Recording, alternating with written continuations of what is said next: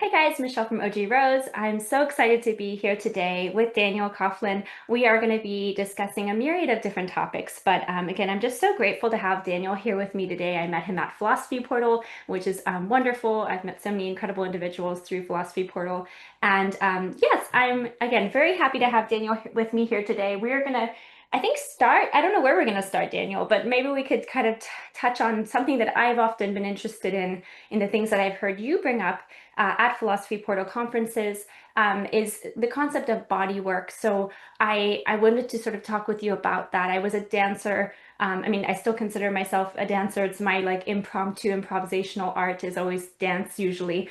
But yeah, in that space, performance art and movement, I think there's something really crucial about the body. And yeah, I love massage and like all the sort of other modalities of healing that are often not always on the radar or the mainstream. So yeah, I'm fascinated by the body. Obviously, body works can mean a lot of different things, but I was kind of wondering what it means like for you specifically and how you see it as related to the work of philosophy or a philosophical journey, if there is any connection. I think we probably agree there is a connection, but yeah, I'll be interested to hear what you have to say on that. But yeah, thanks again for being here, Daniel. Awesome, awesome. No, thank you for having me, Michelle. It's good to be here chatting. And yeah, Philosophy Portal, it's just been a real benefit in network and faces and people and ideas and theory and um yeah, it's a very valuable connecting point for us. Uh, Mhm. affording this. Um, Yeah. I it's actually kind of funny because it kind of it's maybe a nice segue into those topics that you mentioned because the I think part of the attractor into Philosophy Portal for me was this sense of um I don't know like some kind of the existence of some kind of critique or negativity with regards to the body. So it was quite a dominant signifier for myself. I mean it's employment that I've had. I've done like movement with people and breath work. So um, it's important to me. It's been a part of my own process in life and also a means of earning money. Um, the so this as I came to speech more and more in the portal around and especially around this term, the body. Um, I was exposed to I think quite important maybe critiques or critiques of the ways in which the body is spoken about, which I think are very valuable. But then also in the strange kind of way, like what insists or persists for us as an interest and as something valuable does persist. So it's a this engagement in coming to speech with others. Um, so kind of giving birth to one's own ideas kind of deepens that notion. So it's been uh, enriched in that way. So that's a bunch of vague stuff I just said, but also just kind of contextualizing it in Philosophy Portal and body work, and it is an incredibly difficult thing to speak about. Um, and I guess I just today I was listening to your Daniel and Cadell. I think it was like the fifth part of that Real Speculations conversation, and this came up in the beginning, like the way in which the body can be used as an escape almost. They brought up two two directions. That this is one of the main fears, like the cultural the cultural emphasis that can come on like embodiment. Um, I think Daniel brought out that it can sometimes have this uh, an implicit power dynamic because uh, it's implying that you're not embodied correctly, or it's implying something about your embodied states. And for me, this comes out, I think, it's most clear when we try and speak about body, and then specifically when we like change our interpersonal context into one of like instruction, or because like if we're going to speak about the body or um, using the body or moving through some practice or process, like the our speech changes, and then the relational context changes a bit. So it's more of this. It's less conversational in at least in an instructive context, like to lead someone through a movement or to teach someone a dance or so. Then there's um, those those kinds of dynamics.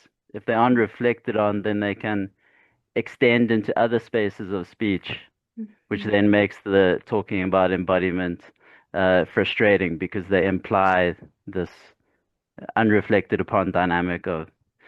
Um, but that was quite a bit there. Let me leave it there for now. Yeah, yeah, no, that was all very good, Daniel. Thank you so much. I, I had kind of thought about this. Yeah, I thought that was I as the conversation between Daniel and Cadell was going on, I was kind of in the background, like listening, and I remember hearing them talk about this, and also we spoke as all three of us over the course of being with one another on the concept of embodiment, and I do wonder if there's something that yeah, it almost implies that the brain isn't the body or something, right? If like you're just using your brain more or less. I mean, also you're not really just using your brain when you do these types of conversations. I mean, you have to be like in a particular, position, which means you're obviously supporting yourself in a physical like way. So you might use your hands and all these other things, like your mouth is moving. But there's this sort of I do think that maybe a lot of times the concerns people have is the sort of autonomous um kind of like this well, Daniel will talk about autonomous rationality, right? But the actual phenomenology of it is like these, you know it's like that expression people talk about of like heads on sticks, right? Just everybody's kind of like these heads on sticks sort of talking about these things at length, and uh you know uh, that how does that kind of relate to um have you actually like noticed that you have feet lately or something like that? So I think, yeah, I mean, I get where people come from, where they have the concern about being disembodied. Now, I think there's actually more of a risk for being disembodied to thoughtlessly engage with the internet and, screens and social media and such. Like, I think that, yes, I do think there's a real risk for disembodiment in that way. Um, but also you could be in your head worrying about something all day long and be rather disembodied, never be even near a screen. So it's not like, it's nuanced in that way. And I don't think we can kind of just like make one thing a whipping boy for being disembodied. And the intellectual pursuits or like these conversational pursuits that that feel disembodied, the hope is that they actually like feed back into your physical embodiment and your physical existence, so that there's a beneficial reciprocity between those two things. Um, and yeah, I mean, I do think, you know, that maybe there can be thoughts of like that sort of being a runaway train of just, this sort of like talking and thinking and postulating. But again, that's, I don't know, there's always kind of to me, that's a masculine energy. And I think there's something really wonderful about that kind of energy. And but I don't think it's like everybody has that type of energy. I do think the feminine energy might say like, let's take some time for tea, or just let's move in this direction, or kind of like, let's take the conversation over here as we have a meal, so it kind of reminds us of our, like, just our normal limitations as humans to need to eat again or need to sleep again, right? So, yeah, but I think those energies can work quite well with one another. And I do think that, some of these conversational spaces, yeah, they're really meant to actually be in dialectic with the lived life and the embodied experience. Now, when you said something about like philosophy portal and kind of these online spaces as a negativity to the body. Did you mean that in the sense of it being like, I kind of wanted to just press on that a little bit more, like in what way is that sort of a negativity? Is it the sense of having to not do something with explicitly with breath work or movement work and sort of do more of the what some people just think of as merely heady work or whatever?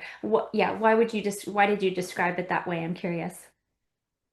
The what I meant more was like in contained in the space was Um, so often like when in a wider cultural sense, if you say something like embodiment or gesture towards a concept of the body, Mm, there's like this implicit asking for the other to affirm what you mean or imply mm, by that word. mm, And there was an absence of that affirmation in the portal, mm, which was incredibly nutritive. So that's what I meant by like mm, a mm, negativity, mm, mm, which means that notion or the place that concept of embodiment was or body was playing for me was mm, put into play with others mm, um, in a new way. And like to add on to that, it's and just to like bring these ideas of body and concept and speech with the other.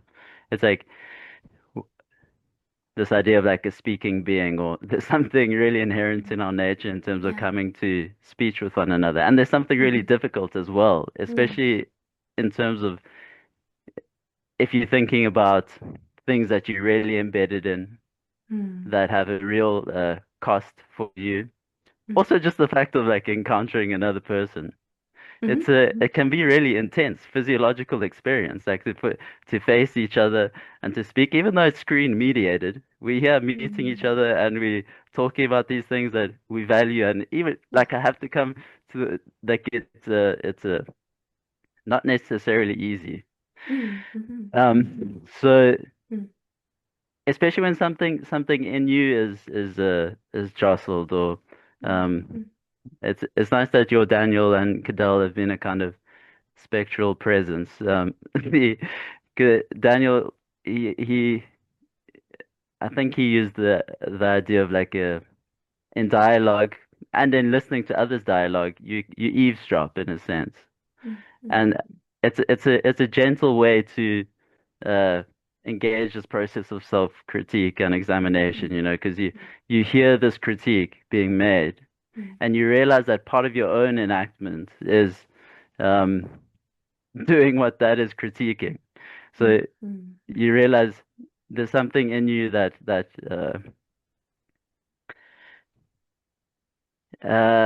don't know how to needs to be lost. Or the way I tend to think about it is like if you're going to acclimatize to a new level, like something's going to be dropped.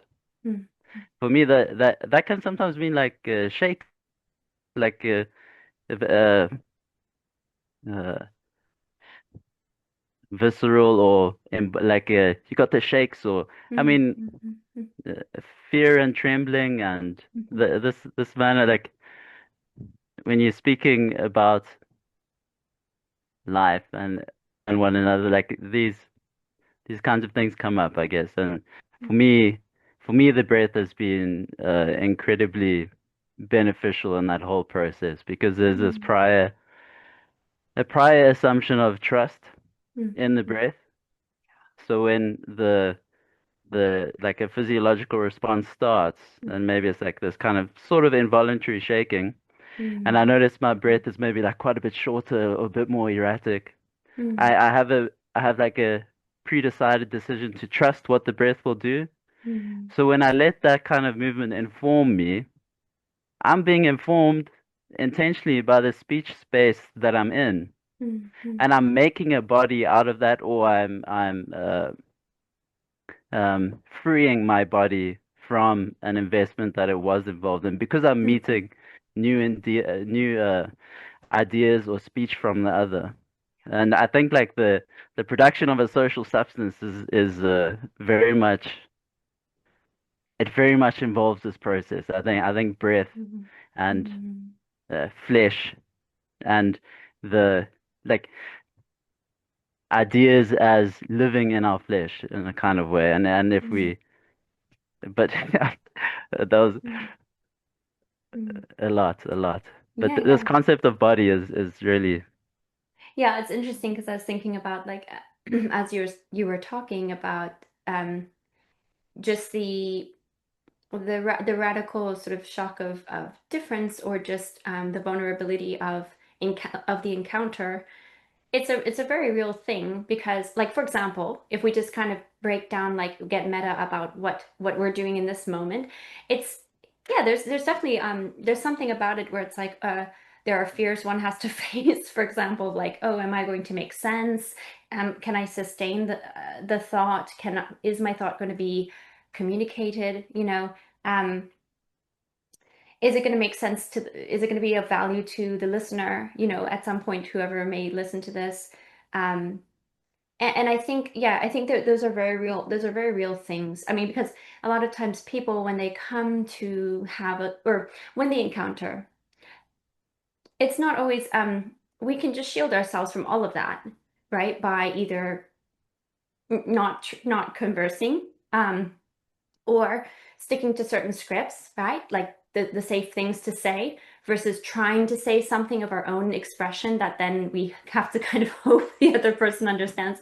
Now, for me, the beauty of these types of conversations is like we can circle back. And I think it's a beautiful thing to ask questions like, oh, what exactly did you mean by this or that? And it for me, like questions are really beautiful play spaces, Unfortunately, because people don't always engage in questions that way, sometimes questions are weaponized. Like really, people take questions as weapons, and they're it's even more scary, right? Like it gets even scarier because, well, I was having a conversation. Now somebody asked me this question. Maybe they asked because they don't agree, or maybe they asked because they are judging me, or maybe they asked because I can't make sense of my own thoughts, and I can't articulate them. So, like, I think that a lot of people just avoid all of that by, again, not talking about anything that is of their own, like, of their own thing. I mean, people all think their own thoughts, obviously, but in conversation, I do think there are certain things you can like. Yes, it's maybe your unique wording of something, perhaps, but there are going to be things that are just a lot easier to talk about that fit a certain. They're in like the safe zone, and they're about certain topics, and they're in certain wordings that are going to be more or less safe. It's like let's just talk about these things, and we'll be okay, and we'll be able to kind of get through this conversation. Um, so yeah, I do think there's a radical difference in like the type of conversing, and working through, that's the expression Dell will talk about, like the patience of the concept in these types of spaces and in these types of conversations. I do think it's very different, and that's why, I was saying a little bit before, like there is something that's almost more embodied, even though it seems disembodied because, you're a Zoom head and I'm a Zoom head right now, right? But like we're having to do something that requires more breath. Like, because as you're talking about breath, I was like, okay, I was thinking about my own breathing right now and how there's actually, it would be kind of interesting, and maybe this seems out there and a little abstract. It would be interesting to think about how much of the breath has to be kind of worked through in conversations like this versus how much breath is actively being worked through in like those conversations that stick to the safe zone, right? Or stick to the script of something. Now, the funny thing is, to me, I always think, though there's a place for small talk, don't get me wrong. Like, please, greet the person at the cafe and talk to them about the weather.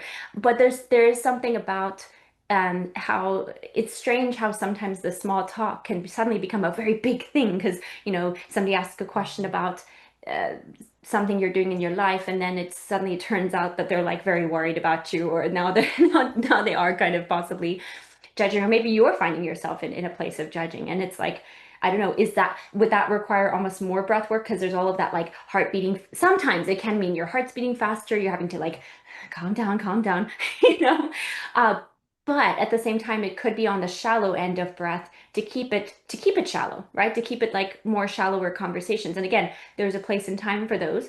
But doing like the sort of like taking these little deep dives on certain particular topics, I do wonder if it actually requires like more kind of inhalation, and exhaling. Like if there's, I don't know, it's a very abstract, but like the process of actually talking in this way, I wonder how that is represented in like a breath chart, if you will, versus like in the shallow. And maybe there's absolutely no difference. Again, this is a very abstract idea, but I do think that perhaps there could be, we could say that there is a parallel between doing deeper dives and and maybe activating, or at least paralleling, the importance of the deeper breath work, right? Because to me, from what I know about breath work, you really have to kind of be in, like you sometimes have to breathe in ways that aren't your norm. Like you have to actively make yourself breathe in a way that you don't typically breathe. And so it's like that's I have to like think about doing this, just like you'd have to think about what you're saying and think about talking when you're doing this type of conversation versus the autopilot of the shallow talk, right? And the possible shallow breath, right?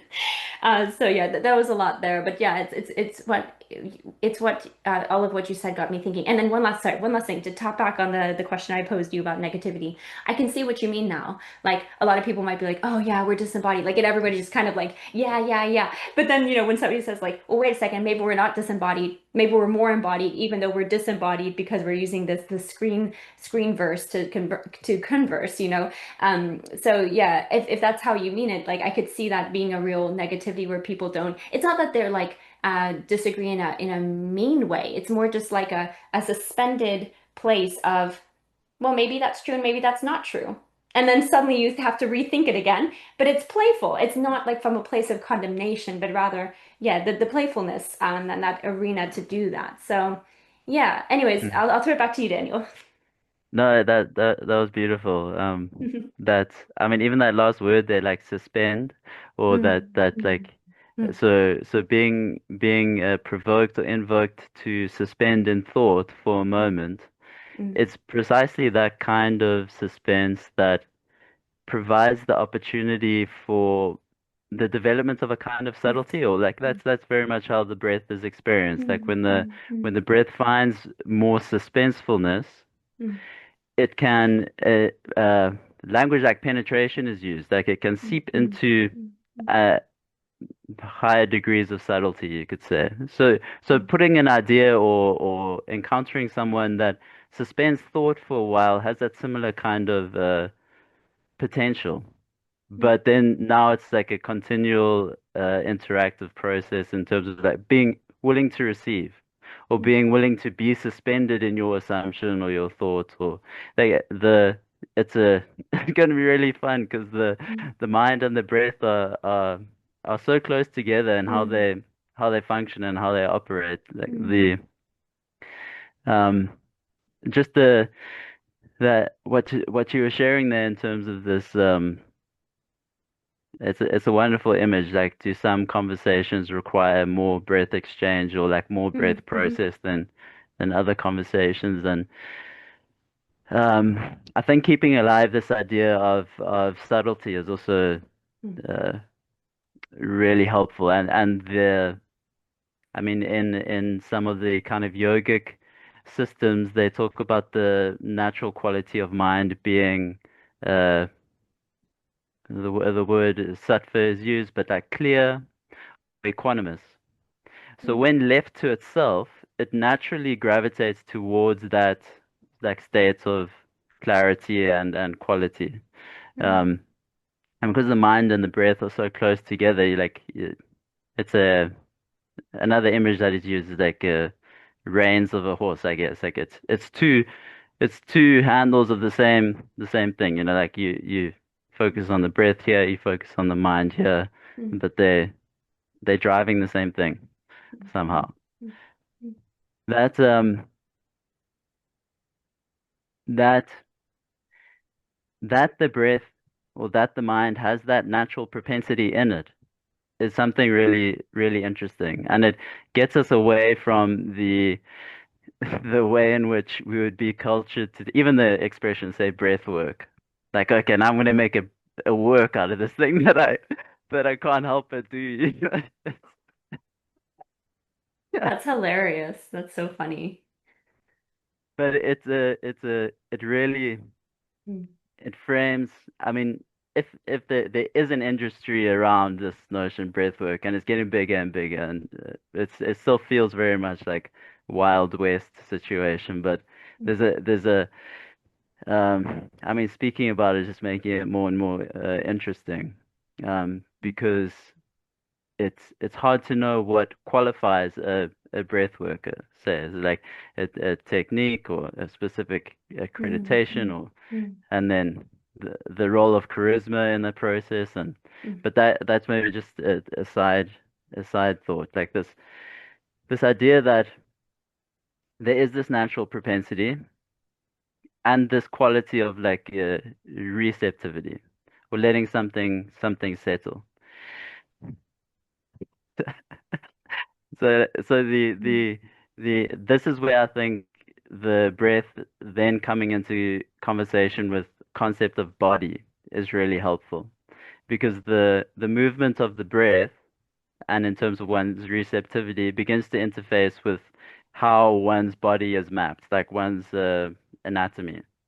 And they're very like a complex systems of maybe like different sheaths of the body or but mm, even just in your sense now like can I feel my hip bones and like can I even feel my femurs and my knees and my toes uh, and like how acute or like how clear is my sense of my body mm, in this moment like the spine, can I differentiate vertebra, and then for all of us, there are pockets that are like cloudy and kind of this like present absence, and then this uh, breath is very much like this thing that's operating at the membrane almost. You can't force the like okay, I really there's always a balance because there's a receptivity to have something settle, but there's also the intentional direction to, and luckily the anatomy is what it is. So there is a kind of like telos that mm, one can engage in terms of breathing. Like I was using a formula for a bit that joyful holotropic perpetuity mm, for a breathing session, mm, which is like moment to moment you check yourself with those three. It's the uh, joyful, like I'm enjoying this. There's another quality that, I mean, even if it's not, it's nice to just affirm that it might be.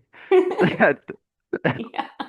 that the mind has this natural joyful quality to it, and that so when I'm practicing, I'm not like working and doing the. I'm I'm like playing. I'm playing with my breath. I'm seeing what it does. I'm in a like interactive, real relationship with this thing that's Mm, moving in and out of my lungs and has associated sensations. And then as I go along, the holotropic, like towards wholeness. mm, My orientation is towards a sense of wholeness. mm, That's what I'm aiming for. mm, And I like there's but like checkpoints or good signs along the way is when I metabolize something that does release into a greater sense of wholeness, at least in my sense of my anatomy. Like, oh, mm, that like tension that I didn't even realize I was carrying in my shoulder mm, somehow has been metabolized, and because that's opened up, my throat is clearer to my sensation of it, or mm, and then the perpetuity is like I could do this forever. That kind of quality. Like I could keep doing this. mm, So just like mm, setting out some time and then breathing and interacting with these three or keeping it within the domain of these three kind of um, guidelines, yeah. then I don't know how I got there, but the yeah, the breath and the body, the anatomy, the exploration of it. Mm, Um, and then like the last thing before passing it back, like um, if you imagine the like I guess embodied presence of someone who you've encountered who has felt really transformed, and sometimes like the real simplicity of the interaction, maybe mm, like an older person, mm, that mm, there's something that's seeped into, say, their being, that mm, like a minimal interaction, or maybe they say like the same thing that you've heard from everybody else, but somehow like in that interaction, something there's a qualitative difference mm, because there's been some work that's gone on that allows for that communication, and that this I also connect to this like vanishing mediator kind of idea, like mm, uh, you have to expend less and less breath, I guess, the more potent your word is that is shared with your breath. mm, And I think mm, the process of age and yeah. mm, yeah. That was really good, Daniel. There's so many wonderful points you brought out there. Probably the first thing I wanted to touch on, but hold on, let me write something down before I forget. Okay. Well, it's interesting how, like you were saying, it's uh, the term breath work, right? And I was thinking about the tension of like how we engage with that word work, and um like in some ways I think it is the perfect word because you have to in some ways work at you know, cultivating awareness around something that you usually just don't even think about, right? Like as you were talking, I was thinking about posture a little bit, like just even how I'm sitting and how that affects where my breath goes when I breathe. And so it's like, oh, I have to think like, okay, just because the default is just going to be like the entropic kind of slouch, and so there is a kind of work that has to be done in bringing awareness.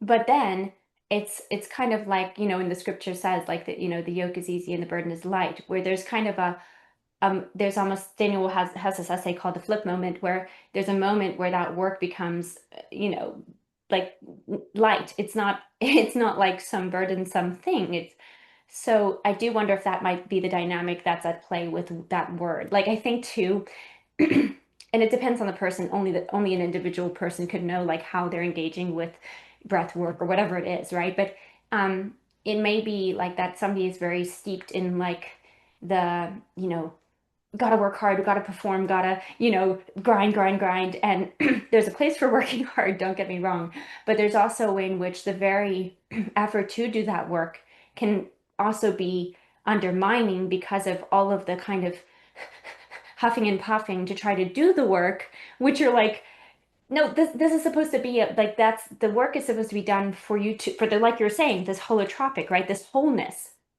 So it's important that we have a right relationship with the concept of work or breath work, specifically, but generally like how I mean, and it's this is kind of a little bit tangential, but it to me it's something that I always go back to is kind of my tensions, if I'm very honest with you, about how to relate to like rest and work, how to actually relate well to those things, because I think ideally there's a way in which these things can kind of be like two sides of the same coin, right? But people have different barometers for that. And it's I do think that there's a way in which, like I said, there's a way in which work can be a type of effort towards awareness that then becomes that flip moment of suddenly it's not like you're having to huff and puff and like grind it to make it happen. It's just a new habitual thing you are creating with your work of awareness, right? But if it's like I gotta do this, otherwise, it's like this kind of if I don't, then you're like in the very effort of trying to do something that should like hopefully open you up and maybe help you to be free from certain things or release certain tensions is only keeping you back in the place of the tension and the tenseness. So yeah, I just think that was something that was coming to mind on that. And yeah, so that's really interesting, and probably again each individual would have to kind of sit with that relationship with something. And I think there's also a fear of laziness, right? Well, if I'm not like doing if it's not huff and puff, am I doing like am I doing something of value? Like is it a type of work that I don't know. It's kind of like assuming that just the suffering is the standard for like validation, right? And it's like there is a place that for suffering in the sense that like human life, we are fall in a fallen world, in my opinion, or at least I think we are. And so there's going to be suffering. But if we start to elevate that as the standard by which we think of work being done, we may not actually have that work be something that is ultimately fruitful, right? Or ultimately productive, or like a type of work of breakthrough, work of the flip moment, to have it be like, burden is light, yoke is easy sort of thing. So yeah, but it's difficult though, because people certain have certain types of like steeping in certain ways to view um, work and because of their own experiences or childhood or own experiences with sense of self-worth or value that then can kind of really affect one's relationship to the word work and how to do it, right? But I think hopefully, like Daniel has and I talk about this concept of self-forgetfulness, hopefully that's where you can get to with it, where it's not so much about if you're suffering or if you're not suffering, it's really just about the self-forgetfulness to the place where sometimes that might look like suffering and sometimes that will look like not suffering in a way that it's so it's just like it's not really so much about one or the other because otherwise that just kind of becomes like the that can't be the telos really, like you're saying this telos is towards something else, um in my opinion, towards that, like the joyful, the holotropic, and the perpetuity. It's like that. So yeah. Anyway, I just think that's really, really interesting and really important because yeah, a lot of the things that can be work to do, doing this type of work, it really, I think it should be in a sense for the sake of the incorporation of it to become a way of life, like the work becomes a way of life. And yeah, from the outside perspective, I guess anyone could call it whatever they wish, but only one could know within that particularity how they relate to it, how they relate to doing a certain type of any type of work in general.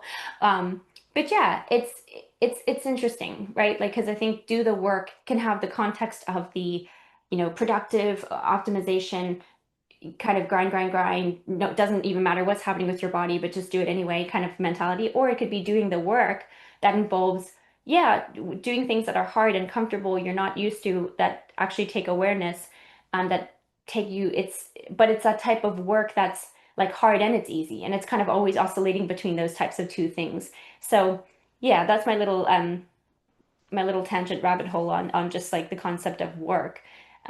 But even in saying it right now, like there's still tensions I hold with the concept of work and rest because too, like certain seasons of life can be quite busy and I don't know, somehow there can be a kind of a realization that it must be that way in a sense, but also rhythms of rest used to be much more communal and there's certain rituals around work and rest.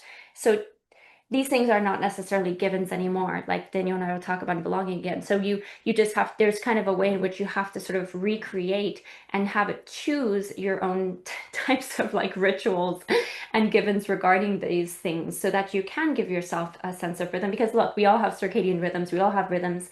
Our bodies have, they are going to be awake and they do need rest. So they do, so we must kind of accept our kind of humanness in order to realize you do need to be able to have this sort of a good relationship or a functional relationship with the concept of work and rest. I'm going to save my other notes on the things I had, but I wanted to kind of throw it back to you. And does that any of that like resonate with you in terms of like yeah, analyzing work? No, no, incredibly so. I appreciate that. Mm, And it brings up a number of so I mean this the like the work of a thing, mm, mhm, at the good pruning knife is the knife that prunes it loses itself in its work or mm, um this this or like the relationship of form and function or the work and like the work shapes the thing as well.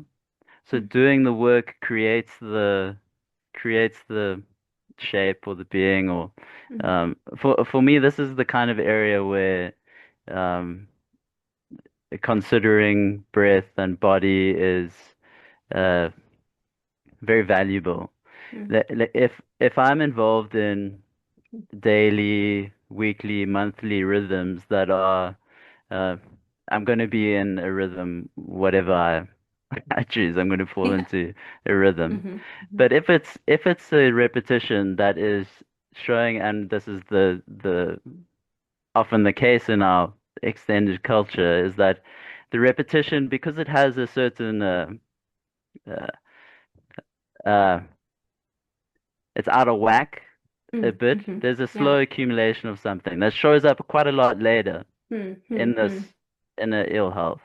mm, mm, Um, then you get the kind of medical conditions just generally held as a culture that we have because like say hypertension or mm, um, the heart or these little accumulations through daily life mm, that mm, produce that end result mm, that it works so well with how capital functions and how we do our day-to-day lives and so the I mean I was thinking about this recently because I was someone had come to me because they not in like a formal context, but really sore stomach or pain in their abdomen.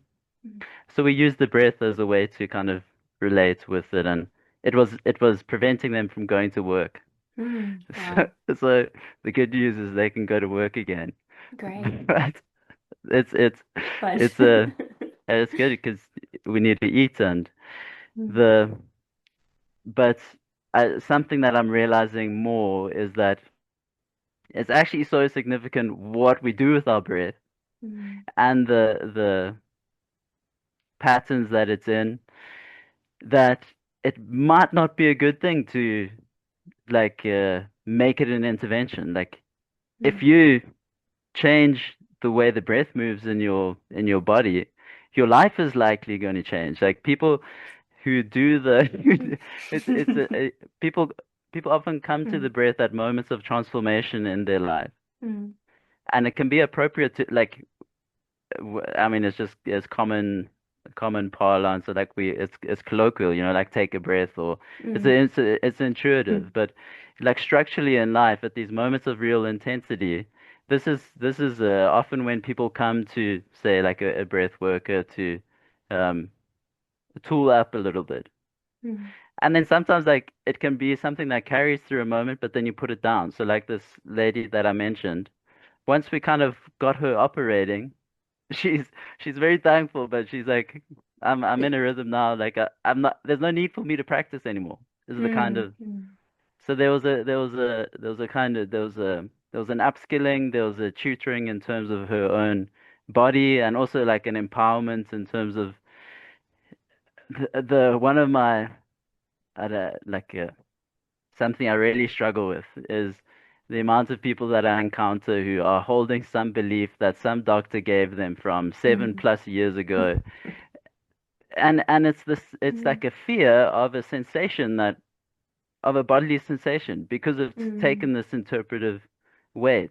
So uh uh, there's incredible work that can be done and even just like dislodging that belief. Like wait, like why is that why is that man or that person in the white coat that told you that thing 7 years ago the authority over your body? And because I'm in a mm, faith context, it's a mm. bit easier.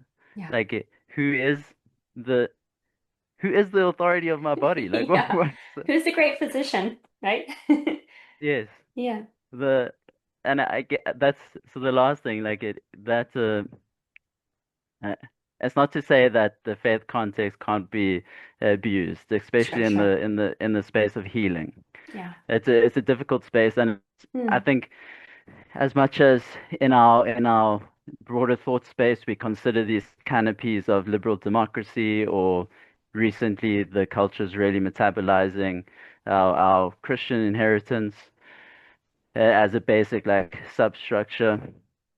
Um, for me, somewhere a canopy is also health mm, or mm, mm, the medical our medical assumptions. mm, Because mm, and mm, that's mm, like that's where we really that's where it really matters what we think about what this body is mm, and mm, what it can do and the I mean there was one last point that it's just this it's connected. I don't know if I'm going to be able to say it nicely, but um the stakes of I mean just this kind of identity as finding its perfection in being self-given or in being given. So like this inherent drive to sacrifice essentially. And then the stakes of sacrificing into the right body mm, as like so the stakes of finding the work in which our self-sacrificial gesture that we will do anyway finds the builds the substance of the right body. Otherwise, we do that gesture, that self-sacrificing, but into a body that then eats us, or the, but yeah. That was, yeah, you said so much. That was so good. And really, it really resonates with me. It's funny because actually, like, something that yeah, before our conversation, I was thinking about, like, just think, I had said about what things are salient for you. When I asked myself that question, thinking about coming into this talk, I was thinking about how much, like, the topic of health is salient for me too. Um, and it's funny because, like, there's probably many reasons for that, but there are. But one of our dear friends, Thomas Jochen, he's going to be teaching a class coming up on health. I think it's related to Aristotle, and I know you have some great deep exegetical and, like, discussion groups related to Aristotle's writing on YouTube. So please, everybody, go check out Daniel's YouTube channel. We'll definitely include it in the description, which is fantastic. But anyway, so I think there's something that, yeah, I mean, it's completely so important to realize the huge connection between, yeah, health, and also sort of the foundational ways in which we understand health, understand our bodies and, like, their capacity. And I think that, but I think that, truthfully, like, there, and you touched on it already, but there's a lot of fear there, right? There's a lot of fear because it can feel so much simpler to just offload that to the authority, right? Or just offload that, just because it's like, oh my gosh, then I have to become, like, the one who has to deal with the anxiety of choice, right? And the sort of wrestling with, like, oh wait, I may. And I mean, for a lot of it too, because we get into our, like, functional fixedness as humans. Oh, I might have to change my life, right? Like, I may actually have to do something different. I have to start different habits. I may have to breathe differently. And a lot of times as humans, it's just to save energy. We just do what we've always done. We just don't.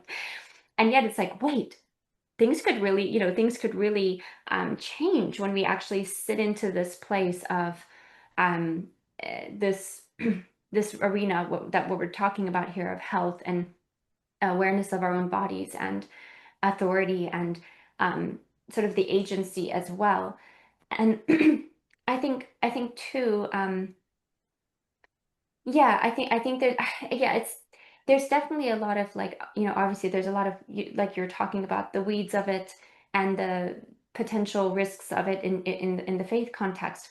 But I do think that there is something really important about understanding how faith, and I don't just mean that in a theological way, though I do think that's very helpful, relates to, and maybe it's just about kind of, like, understanding what is exactly your theology on that, which is a different matter. But there is something about, yeah, this relationship to, how we think or how we believe, what is our faith toward, change, healing, possibility, that, yeah, is really huge. Like, for example, let me get a little bit more concrete with this. If we think about the concept of miracles, right? There is something about, yeah, that it was kind of the whole point that only Jesus was doing these miracles, right, in his life. Um, and yet there was this activation of miracles by a belief, right? Like, um, he says to the man who he's some type of, like, in some sort of a sort of military position, where he's like, your faith is, because he just says, like, just say the word, Jesus. Like, you don't actually have to even make a visitation or even, like, and just say the word, and I know that healing will take place. And there's this sort of really interesting way in which the belief activate, there's something about activation of the miracle, not because, like, we in our humanness have, um some sort of, like, God authority. However, there is something about, like, the ability to be a vessel and almost like a co-creator, right? A co-creator of possibility. Um, with God, truly. And so, and this happens in the miracle of conception and creating new life. I mean, it's such a miracle, like, how, it's like, you in a sense, you do things and you don't do things, and suddenly, and it's unfolding, like, because you have the receptivity, right? We were talking earlier on the breath and the receptivity, right? So this receptivity is huge. And And really quick, I've been think I there's a way in which this concept of the miracle is interesting because in one way, if we aren't able to acknowledge and see that our agency may, because I think that, like, for example, if there's a belief that a miracle happens and it's something only done in a sense as like and maybe this is the way miracle works. I'm not really, I'm not really trying to say some sort of firm position on what is a miracle ontologically and epistemologically and phenomenologically, but there is something about miracle that if we don't have right as it relates to healing, there's a lot of, I think, a lot of like anxiety and anger and frustration and confusion that can occur. And I think there's still going to be questions that we live with as humans that we will not be able to necessarily answer. However, I do think that it's maybe if we at least do this attempt to sort of like let's consider and let's postulate and let's ask some difficult questions and at least just sort of again be in that play space with it. Maybe it could be fruitful, because if miracle is something that we aren't co-creative with, and it's just something that you just wait for. There's a place for waiting, there's certainly a place that for the waiting. There's a because waiting also has to do with patience, and so patience is so important. But like I related it to gestation, right? The patience is also an inhabitation of the actual process of the unfolding inside of yourself that is going to be birthed from your body. Wow. Wow. So for me, it's like for me, that's where I'm like, this is the co-creative element that maybe I'm not saying this is the case about miracles ontologically, but there is something about if we could see miracles as not something you just sort of wait around and hope to receive, but rather activate with this understanding of your thoughts and how they impact your body and what your body may actually, you know, um, be capable of. I'm not saying like this is like some guarantee. There are no guarantees in life, truthfully. But there is something really powerful about understanding that, whoa, whoa, whoa, like the miracle is actually possibly a co-creative process, and I of my own agency and this divine, incredible working of power that a power that is way beyond myself as a human being. And because I think if we don't, there's it's the relation because again the relationship with authority potentially is just to sort of wait around until you have the answer, wait around until you have the fix, wait around until you have um the thing you can take to make it better. And again, there are places for those things. I'm just saying that the risk for that is that becoming the default and that becoming the only way, right? Versus a potential of co-creation with miracle, right? Co-creation or co-inhabitation or receptivity for the co-laboring of a type of miracle that is you, that is every single human being, and that it can allow for a type of unfolding that. And so because yeah, it just reflects how much we kind of get steeped in a certain way of thinking where it's like I just it's funny now that I think this, and I'm going a little crazy here, but it's exciting, like the concepts of fleshing these things out and being curious about them, because receptivity can actually fall very much into the I get the, I'm the student, there's a teacher, I just get answer, right? I'm the patient, you're the doctor, you just give me medicine. It can be that, but you know what? It's this like, that's why it's always this kind of, like Daniel will talk about the A-B, right?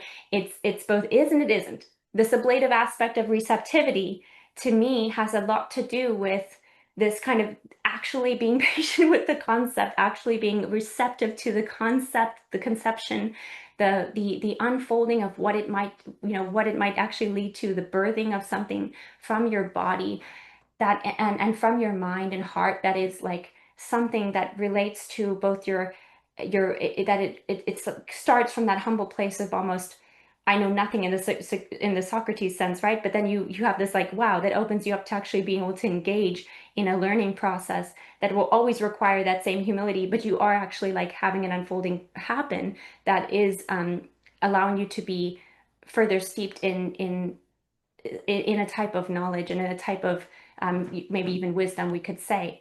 But yeah, it's almost like so receptivity over here could be right? I kind of wait till I get the answer. Um, and then the receptivity in a sublative way is I don't know, but I am open and let me do the work, if we can say that, related to how we talked about it before, of allowing something to make contact so that there can be this opening up and this process that ultimately may also relate to like the release and the wholeness and the breath, the fullness of that, of what breathing can do. And what this might mean for like the fullness of one's life and wholeness, um, and the fullness of one's like health, right? And the functionality of their body. So yeah, that was a lot, Daniel, but it got me excited to sort of go there, because it shows how much how what we think, right, in our minds, in our brains, that are in our head, that's in our body, is going to impact how we literally relate to even our own health and wellness or well-being. And again, there are no guarantees, but maybe, right? Possibility, like potential. Maybe, it's hope. There's a way which is kind of like there's a hope there, I think at least that, Yeah. there you can maybe at least play around, at least try and maybe wow, maybe something comes out of that that is way, way bigger, better, um, more, yeah, more than you could have imagined, basically. So I'm gonna throw it back to you, Daniel. But yeah, thanks for letting me just rant and rave in my excitement over here. No, it's awesome. It's such rich terrain. It's going to be impossible to cover all the bases, and it's a joy to be in the presence of something that like it seems to be frothing so much like that. You know, Mhm, like this mhm, that's So I'll try and hit the points that feel. mhm, I guess I feel there's a certain, maybe there's even like a responsibility in terms mhm, of touching this content that can be something that will be close to people, especially this hope of health and death and loss, and mhm, if mhm, someone's hoping for a miracle, or mhm. it's it's a, there's maybe responsibility in this area because that area is ripe for abuse, and then also Absolutely. the ironies of misunderstanding. Like you can be Mm, so apparently sincere in your desire for the whatever outcome, mm, mm, um, but because there's something that you've habitually neglected, or that has uh, that's become unconscious, it's mm, undermining your sincerity or your mm, mm, ability to ask sincerely for the healing. mm, mm, There's a beautiful image that you use in terms of a receptivity that is active or incubative, mm, mhm, that is which and this is still in this thread of kind of a responsibility for the way I see at least how I'm locally situated is what I speak into a more church space, which can have an aversion towards even speak of like if you say yoga or if you mhm, talk about like breath work, or it can have an aversion to this. mm, Um, the tragedy is that there's real resource here, and it's not a resource that is usurping an all-powerful God. It's a resource that is empowering collaboration. Like, how do yeah, I collaborate in yeah, this yeah. healing process? Mm, So so so is it like the it's so some of the conversations that I'll have and around stuff that is chronic, or mm, I don't know if chronic's the right word, maybe even like um Yeah. And this is again where the authority beckons, because like, how do we speak about things that are spoken about in such conclusive terms by medical authority? mm, We have a cognizance of the possibility of a miracle at least, or we're at least open to that possibility. Maybe we have someone in our life who has undergone a miraculous healing process. mhm, So it's not just a possibility. We've seen an initiation of it. We can't explain it. None of the doctors could explain it.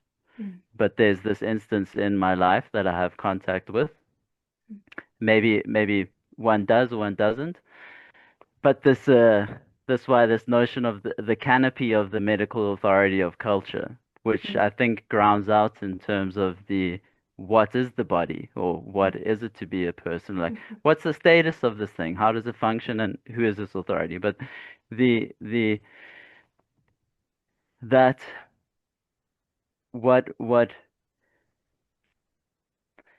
well, a conversation with someone who like um the breath is a really impactful intervention because it starts empowering the other in terms of their own healing capacity or process. yeah, Now, context can over expand that mm, potential. Like you have all the power, you determine your future, just name it and claim it and you'll get it, which can undermine that like the sacrificial dimension of mm, like mm, not mm. my will, thy will. Yeah, So like the exactly, signs that exactly. come in Mm, the miracles in the Bible are also signs. So yeah, they're also pointings. They're yeah, pointing yeah, to something. So like that it unfolded was in a larger momentum or story. yeah. Mm, And the if the person desiring healing is not able to uh, be configured by an affirmation of that greater momentum, the it's like I don't know how to say like maybe like a double-edged sword because I'm not willing to affirm that direction, which involves me risking the fact that I might not get better or mm, that like so mm, what happens if it's the will for it to unfold that I don't get better or that mm, like I don't get what I want in this instance or um if if that can't even be entertained, then there isn't an openness to that momentum. And I mm, think that momentum is what can provide the healing. Healing then just like a, a realignment of one's resources into that momentum. mm, Um, it's the and then kind of I guess a bit away from the if there is any responsibility in those words like more, I guess, to a more day to day, and also on this theme of work and rest and laying of hands, like laying of mm, hands on one mm, another. It's it's astounding from uh, neurotic relatedness and embeddedness. Um, mm, how simple it often is actually for healing to be mediated between people mm, by a touch by the way that mm, we hold each other and we can hold each other in a space. And then also like the trying to get rid of this relentless, I don't know if it would be like a positivization or fixing, mm, which can get conflated with this idea of healing. Like if there's something wrong, I need to fix it. mm, mm, One of the uh, breathwork teachers who I'm really inspired by, one of the tests that he gives to the students that he's training is attending to someone. I think this is kind of like end of life care. mm, And the practice is just to mirror the person's breath. mm, So when they're breathing in, you breathing in, and I think you add like a very soft on the mm, out. And you're just doing this with this person. Now mm, it's the quality of your tension mm, enacted by physiologically mirroring the breath and just remaining with the person for not so that you can they so that they will or like as soon as it gets as soon as that like instrumentalization kicks in then mm, the there's something that's deferred in the attention that can be given. mm, Um mm, so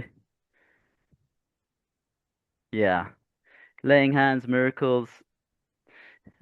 And I did say all powerful God, all powerful God, and I even like slip at the speech there. but it's important to also I guess investigating that very notion of like what do I mean by that? What Hmm. function is it Hmm. serving in my use of that in speech with Mm, the other? mm, mm. Is going to be that side of speech with oneself and with the other that's going to be quite destabilizing Oh yeah. potentially or upsetting my the professor whom is taking us through Aristotle's politics on Mm, that there's some recordings of.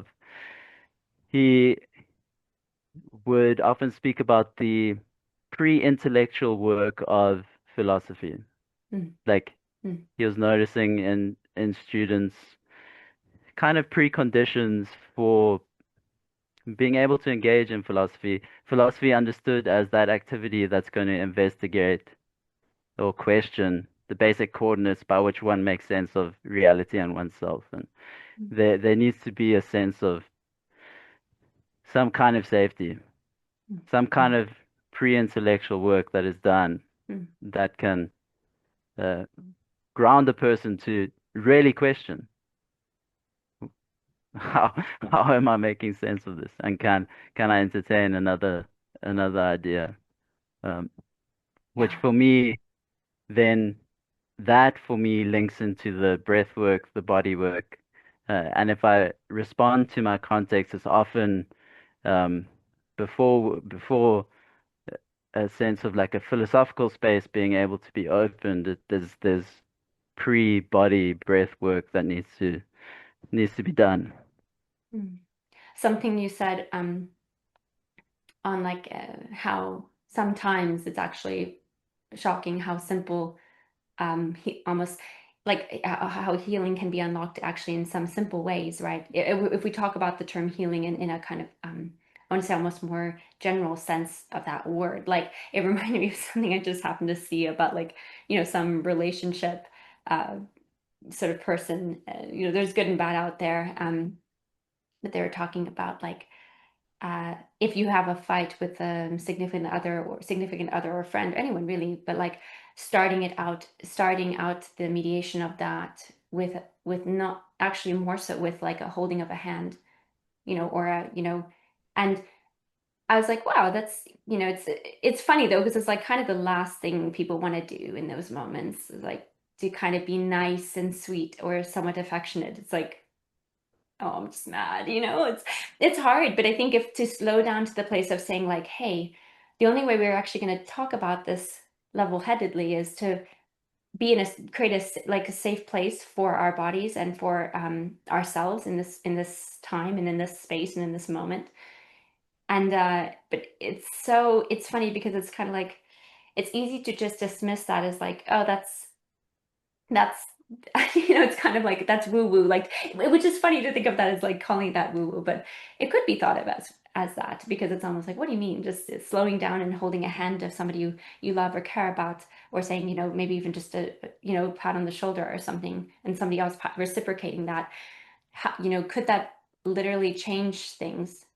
I think it really could, but it's also that even the entertaining it is, it's easier to just dismiss it or be afraid of that, because then maybe you don't have to actually be uncomfortable to try it. Because it's like, well, let's just write it off. That way we don't even have to think about if that could be a reality or not. And yeah, and again, it goes counter to what we feel often in that fight or flight, where it's either like just run away or start putting your fists up. So it's like yeah, I don't know. To me, it was kind of like, yeah, it's maybe that actually could be quite um helpful, but it could also be taken as something silly or something the other person has an aversion to. Like, no, don't hold my hand right now, or why are you doing that, or why are you slowing? In a sense, it's kind of a slowing down. You're not trying to talk about it yet. You're not trying to get it, like start digging into like, oh, you did this, or I felt this way, or you did this, blah blah blah. It's just like a moment to say like, I'm here, you're here, and that physical affirmation of our bodies and our well, like our that emotional wellness is also in the physical, you're safe here with me and I'm safe with you. So yeah, but I was kind of thinking about how, yeah, I think the risk and the reason why I even went in the miracle direction, which feels a little like risky to go into because it's such a huge topic. But I think this is the thing though. A lot of times there is so much, fear because life is uncertain and there is no guarantee. It feels like there's so much fear around even entertaining something or even going there because, I mean, sure, I think it's important to go in there recognizing you don't know the answer and you're not certain. Um, but yeah, I think because there's so much fear around those things, it does sometimes like foreclose us to doing that kind of exploratory work. And I think that perhaps we can say it's a bothness, right? It's that sometimes there's kind of a it maybe like it sort of makes me want to think about reshifting the focus of miracle on because see, miracle often gets linked with fix, right?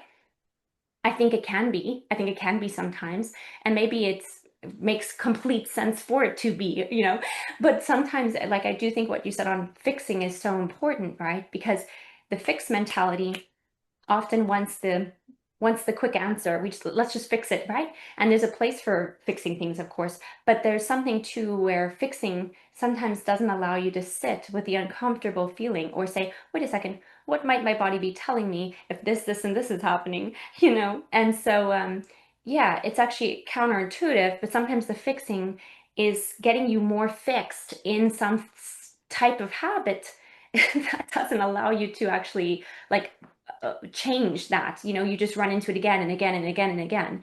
And your whole hope is to get it over with. But then you keep encountering it now for much longer than you had if you would have just sat with the uncomfortable feeling and start to ask yourself some unraveling questions, which is very destabilizing, but could be very helpful to say, I wonder what this might be saying about this, that, or the other. What am I, hmm, just thinking about those things. And, but yeah, basically shifting the thought of miracle being the actual process itself versus necessarily the result, which again, it's, yeah, and it can feel very scary to go in that terrain, but I think it is important because when we start to sort of under undermine things and not just for the sake of like just pure deconstruction without anything that we're trying to sort of plant in its place or consider in its place. um, it does help us to at least do the work, have the place of the openness and the play and the exploration, which may be the miracle itself. Maybe again, maybe it this does it maybe it changes the result in the end, or maybe it doesn't, but like you as a subject change regardless, right? And I think there's something really, to me, I think there's something beautiful about that potential. um and again, you know if things that are often like decided as the answer sometimes don't even work anyway, why not try something different that also may, sure, it may not work, it may not work, but it does it's doing that type of work, right, that we talked about at the beginning with this type of work that can maybe potentially change you as a subject uh, to learn how to like engage in life in a different way, to see something that you maybe otherwise would not have been able to see. And to see something that is so beautiful. Because I was thinking about the word miracle, and I don't know its etymology, but I always do like to go back to etymology because it can help. It can help me understand things more clearly. But I don't know the etymology of the word miracle, but I do speak Spanish. So thinking about like mirar is to look or to see, right? So mira, at the beginning part of that may have something, I don't know, may have something to do with look. And it's like when Daniel will talk about like Proust talking about cultivating new eyes, right? That is exactly what, to me, I think we could maybe at least consider or postulate a miracle to be doing, is to be able to see things in a new way, in a different way than we had before. And yeah, that could be actually the miracle. Um, and that's not to counter maybe more conventional concepts of a miracle. I think I'm just saying that maybe both could be true, is all I'm saying. Um, but yeah, it does feel like I can feel the sense of it being tricky waters sometimes because of the fact that a lot of these topics are also met with yeah, with either fears or just shutting it down completely because, well, we can't be sure of that, so we shouldn't even go there, right? But it's like, well, maybe that's the reason we should go there. 'Cause- so Yeah. Anyways, it was kind of just speaking to the fact that it's not always an easy topic to consider, but I think when when we're saying it's, to me, if we shifted from thinking about merely the results and more so um, the shift in subjectivity, the work of the human itself, himself, herself, then it can be a way to still be able to discuss it, realizing that the results aren't guaranteed. But in a way, there is something that you can have a kind of direct agency with. And I think that the word agency is something I kind of keep going back to because there can be a lot of resistance to that because like, well, if you're being an agent, then how is God, especially in the like religious context, how is God being an agent and you're just taking over? That's why we should probably think about it because otherwise we do get into that confused position and it's like people then maybe just say, well, I got to let go and let God. But you still breathe. You literally still breathe every single moment of your life. Is it you are in doing you are doing the ritual of breathing, if you will, or you're doing the habit of breathing. So, it's not like you say let go, let God, and then you start holding your breath. No, you don't. So it's like this, and to me, like the breath is so beautiful, and it's so in line, in my opinion, with you know, with scripture and about how really like God does breathe life into his creations. We think about the dry bones in the Old Testament, there's something about new breath and breath of life that is so resonant with scripture itself. So yeah, I think it's so, but you can see why it just kind of easily gets diametrically opposed. And then, you can't talk about breath work without being like, it's kind of thought of as like, well, any type of agency type work you're doing is counter to letting God do what God is doing. It's like, well, maybe there could be a co-laboring, like maybe it could be the very fact of like a recognition of our inability that also ties into our ability so that we can co-labor with God. And yeah, it's not easy to navigate those waters, and it's a tricky thing to even discuss, like I mentioned. But um, I do think that yeah, it's important. It's really really important because otherwise, Daniel and I will talk a lot about illic and like disablement. Well, you're going to get a lot of disablement if doing anything or cultivating any sort of agency or kind of shifting any type of habit is kind of being an egoic agent and not allowing God's will, right? It's like, well, wait a second. There is still that active participation in the unfolding of God's will that does require us to do something and to like be at play with choice as well. So yeah, it's difficult because yeah, I think there's that tension between God's will and one's own agency. And it's a huge topic because even in saying that, I can feel the tension of like, well, sometimes it is to relinquish your own agency, actually. So it's not, it's never, I don't think it's just one or the other, or these things have a very like nuanced sort of dialectical relationship or even dance, I think. And it also involves, what is God's nature? What is God's will? And those are massive, massive questions. But the reality is, and I think I brought it up already, we are all breathing, you know, throughout that whole process of how you think about that, your body is still breathing. If you're alive, you're still breathing. If you're thinking about those things, you're still breathing, right? So it's like, that to me is why it matters so much because you're probably doing some sort of things anyway. So if we can get a little bit more self-reflective on it and how can we relate both our, like I said, our inability and abilities for the sake of, yeah, ultimately being like more fully human, which, oh gee, I forget who said this, but I really should remember. But somebody, Daniel will quote this man. He said like something like, uh, Christ didn't come to make us Christians, he came to make us fully human. So it's this process of like, to me, I think wellness is tied very closely to wellness to me has a lot to do with being fully human. But, wellness also means it doesn't mean there's no pain and suffering. But it does mean that like there's this ultimate telos towards being more fully human, being able to be well enough to actually engage in life itself. And to be able to, yeah, so yeah, the wellness is a big thing. Like it's, I'm not, it's kind of that's another thing that could be gotten into. Like, what does it really mean to be well? Like, is that like, would that be the telos of the creator of the earth? If there is a creator of the earth to have us be well, right? But I think from even from primordial perspective, we try to survive as humans, right? If something hurts, we try to get the thorn out of our foot. So, we're sort of wired that way. Even if we want to look at a very purely like biological sense. So, yeah, I do think. I mean, I will just insert my opinion that I think there is something teleological to wellness, that has to do with also being fully human. But yeah, getting into the weeds of these things is not easy, but I do think it matters because it has real consequences for people, in terms of like what they open themselves off to or close themselves off to. And ultimately, that will be each individual's decision, right? It really will be. But I think what's fun about opening the conversation is to possibly just again explore, consider things that what haven't been considered before, and yeah, see it more of the play of this experience itself, which is to me quite like I said, use the word many times in that section is like it's quite exciting to be able to have conversations like this. So anyway, that's what I'll sort of close up to say, Daniel. But yeah, I would love to throw it back to you before we end the call. Right, right. Um, yeah, no, like the miraculous instance of conversing, of relating with one another across the globe, Mm, um, of being able to fall into conversation like this and to have this mm, sense of gathered material that uh, it's it has this overwhelming presence almost that we uh, mm. could keep going, or there's a lot to Yeah, explore here.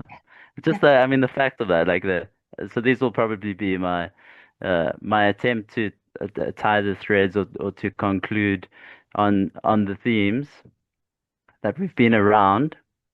I think there's a nice way that they kind of all come together, Mm, and it kind of comes out in this way in which you started when you were speaking last, speaking about like the little prompt, to like put your hand on a loved one before you mm, mm. talk about the serious thing. But in this also, I think what can be frustrating for people, or it can be like a little bit awkward, is it like if someone is Mm. doing that because they have the sense that it's a good idea, then there's this like reverse engineer quality to it. Mm, mm, It's not spontaneous. mm, It's not so it can have, and because it's not spontaneous, it's coming with an idea of what, mm, and so it can sometimes have the opposite effect on the one who's touched because it's this. And I think I'm forgetting the words that you and Daniel were using about it, but something about autonomous mastery and then the mhm, process mhm, of being aware and like, so this like skills um, development essentially to mm, be mm, embodied with others, mm, where your touch can be uncomplicated mm, or mm, um, that's a slow learning, I guess, and mm, to not be fearful of the jitteriness. Like mm, sometimes the difficulty of doing it is precisely the material that gets metabolized in the relationship as you try to do it, and it's mm, often just this like natural prompt towards it, and you like fumble your attempt to extend that gesture, and mm, both learn in that moment more, I think, by the you have to use the word like authenticity of the attempt to reach out and to mm, calibrate. Where like the cultural disposition with the tidbit of knowledge of this is a good thing to do can like override that. And mm, then like mm. this is the like like I heard that forest bathing is a good idea, so I go into the woods, but like I'm miserable the whole time. But you just have the sense that it's a good idea. Or like I was Mm, breathing with the lady once who she was really looping, and just to like um she heard that it was to relax you need to extend your exhale. mm, Um so she like had the piece of information. So she was doing it, but she was doing it like this. She was like she was so much there in the entire exhale process that it was just adding to the activity. Like she wasn't able to like step back enough mm, the to mm. receive the moments of relaxation. So what you pointed to a few times, from the fact of we are already breathing, Yeah. or and I think this links quite in like a very grounded way to the consideration of the miraculous. It's like Mm, mm, cultivating new eyes, this cultivating a sense for wanting to bring to the surface what is already happening. mm, mm, mm, mm. Um, Yes. Yes. as that, like the sense that from from that kind of, I guess, yeah. I mean, I I want to close here and let you go and do the feeding. Um, Yeah. there's a wonderful picture of a axolotl behind you. Yeah, exactly. Um, Well, glad you could easily recognize it. What's at the center of your picture behind you, Daniel? it's Oh, yeah. Mary and the baby Jesus. Yes. Yeah, Madonna That's and a Child. yeah. That's And a seeing all of the towns that, my family, I was born in Johannesburg, so it's so yes, funny. yes. Yeah. Yeah, These I love that connection we have too, Danielle. That's very cool. is there's a number more that have been present for me in the last bit in the Mm, conversation. Um, that is part of this kind of the I guess the miraculous really, like mm, mm, the maybe I'll just like a um as condensed as I can, like this I heard Daniel talk about the absolute choice. mm, mhm, This was at a moment in which a number of things were happening in my life in which I was mm, really reconsidering Christianity. mm, And then I was in this context with a group of mothers. For some mm, reason, I'd got the in to be with them mhm, in their ministering process, mm, um, and had felt convicted and confessed that night.